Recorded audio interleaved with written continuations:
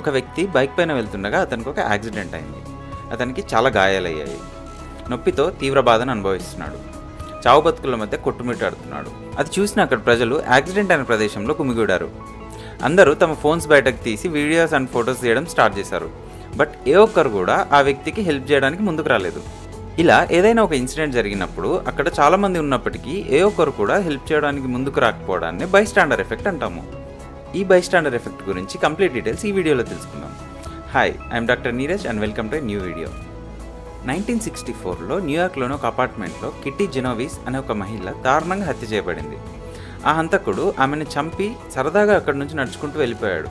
అక్కడ ఉన్నవారు చాలామంది ఆయన చూసినప్పటికీ ఏ ఒక్కరు కూడా ఆమెకి హెల్ప్ చేయడానికి కానీ లేదా ఆ హంతకుడిని పట్టుకోవడానికి కానీ ముందుకు రాలేదు. ఈ ఘటన ఆధారంగా పుట్టిందే ఈ బైస్టాండర్ ఎఫెక్ట్. ఈ ఇన్సిడెంట్ తర్వాత బైస్టాండర్ ఎఫెక్ట్ పైన చాలా రీసెర్చ్లు జరిగాయి. ఈ రీసెర్చ్లో తేలింది ఏంటంటే, ఆపదలు ఉన్న వారికి హెల్ప్ చేయడం వల్ల ఆ హెల్ప్ చేసిన వారు కూడా ఆ కేసులో ఇరుక్కుంటారు అనే భయంతో అండ్ ఇంకెవరైనా హెల్ప్ చేస్తారులే మనకెందుకు అనే భావనతో చాలామంది హెల్ప్ చేయడానికి ముందుకు రాలేదు. ఇండియాలో రోడ్ ట్రాఫిక్ యాక్సిడెంట్స్కి గురైన 80% ఆఫ్ ద విక్టిమ్స్ ఈ బైస్టాండర్ ఎఫెక్ట్ వల్ల టైంకి హాస్పిటల్కి రీచ్ అవ్వలేకపోతున్నారు. అంటే గోల్డెన్ హవర్లో వారికి అవసరమైన ఎమర్జెన్సీ మెడికల్ కేర్ని అందుకోలేకపోతున్నారు. దీన్ని మార్చడానికి సుప్రీంకోర్ట్ ఆఫ్ ఇండియా 2016లో ఒక లాని పాస్ చేసింది. అదేంటో నెక్స్ట్ వీడియోలో తెలుసుకుందాం. ఈ వీడియో మీకు నచ్చిందని అనుకుంటున్నాను. అండ్ ఇలాంటి మరిన్ని వీడియోస్ కోసం ఛానల్ని ఫాలో చేయడం మర్చిపోకండి. See you in the next video. Thank you.